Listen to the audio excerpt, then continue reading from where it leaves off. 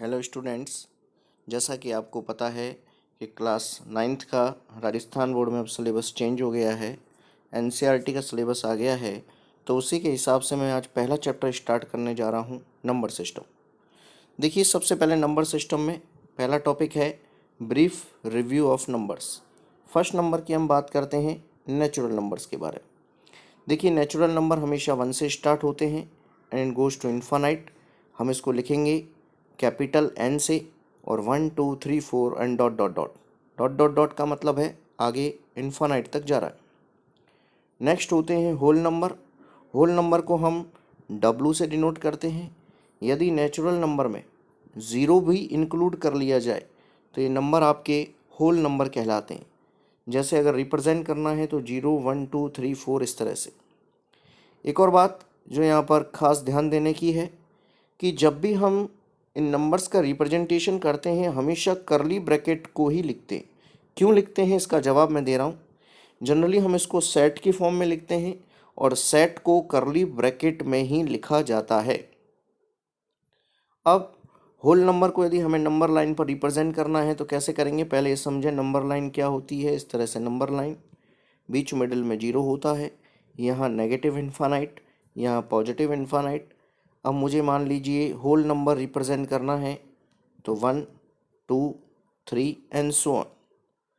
फिर next integers क्या होते हैं। देखिए, इंटीजर्स को हम z या i से भी लिख सकते हैं। इसमें कुछ नंबर नेगेटिव के होते हैं, 0 भी इंक्लूड होता है और पॉजिटिव भी होते हैं, जैसे -5 -4 -3 -2 -1 0 1 2 3 4 5 एंड सो ऑन।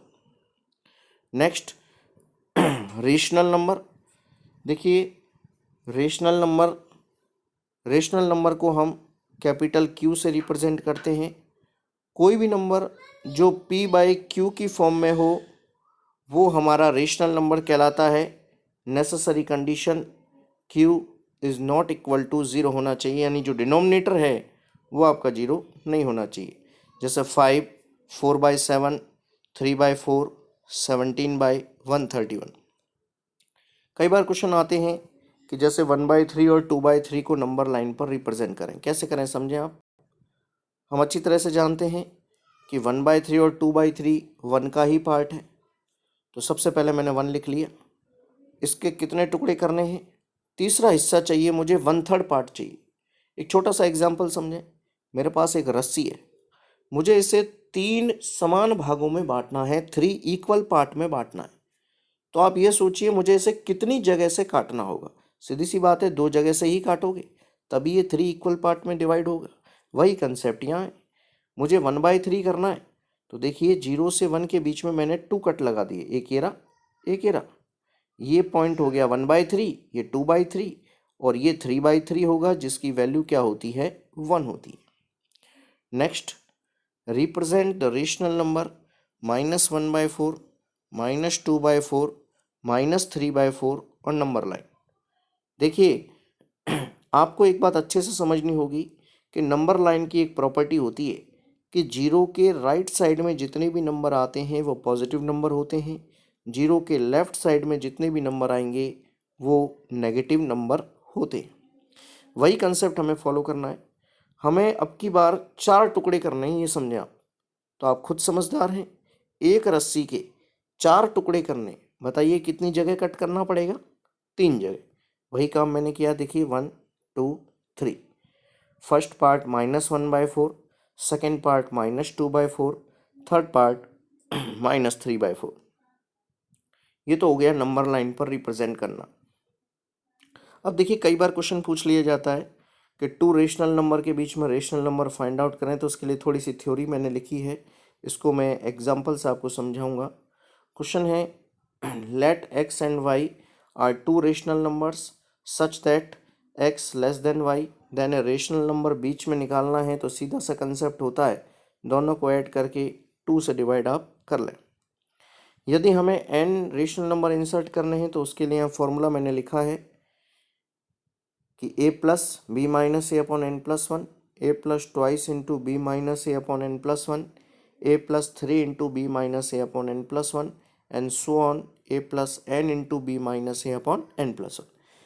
अभी हो सकता है आपको ये थ्योरी थोड़ी कम समझ में आए, लेकिन जब हम इसके ऊपर एक एक क्वेश्चन करेंगे तब आपको अच्छे से समझ में आ जाएगा। पहला एग्जांपल लेते हैं। Are the following statements true और false, give reason for your answer.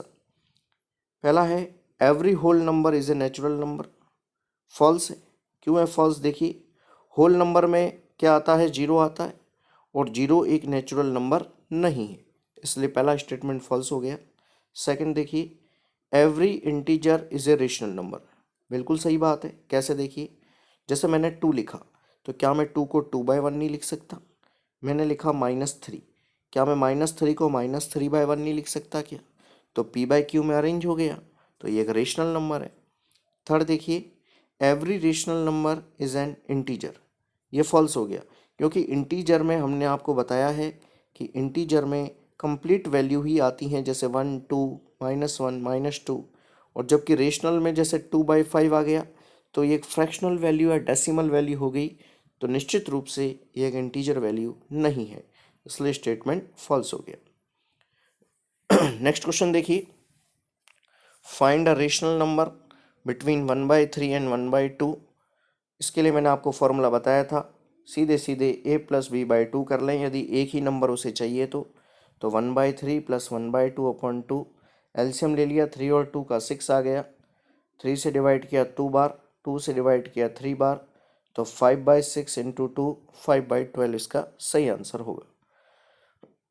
ये तो हो गया केवल एक ही रेशनल नंबर सर्च करने की बात। यदि हमें एक से ज़्यादा करना है तो कैसे करें? देखिए, इसके लिए बहुत आसान तरीका है, find 5 rational numbers between 1 and 2। आपको मैंने बताया कि जो फॉर्मूला था, जो थ्योरी में लिखा था, उसमें नीचे n+1 आ रहा है, यानी मुझे 5 नंबर इंसर्ट करने हैं, तो 5 + 1 कितना हो गया? 6 हो गया। तो आप न्यूमरेटर और डिनोमिनेटर दोनों को इस नंबर से डिवाइड कर लें। जैसे 1 को कर लिया 1 × 6/6, 2 को कर लिया 6/6, तो ये तो हो गया 6/6, ये हो गया 12/6। अब इसके बीच के नंबर आप लिख लें, 7/6, 8/6, 9/6, 10/6 और 11/6।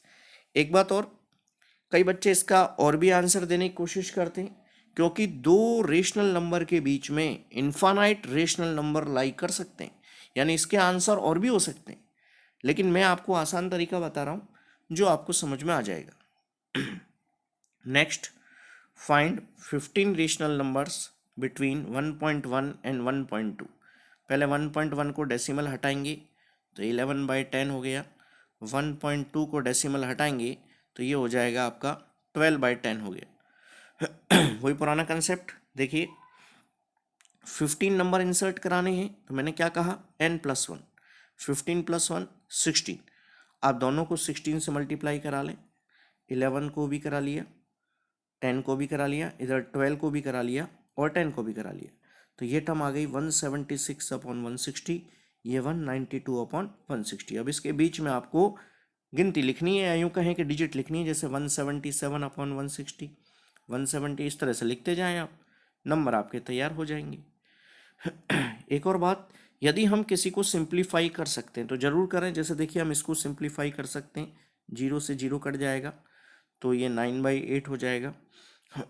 हम इसको कर सकते हैं, 2 से डिवाइड कर सकते हैं, यानी जो जो सिंप्लीफाई हो सकता है उनको आप सिंप्लीफाई करके ही अपना सही आंसर दें।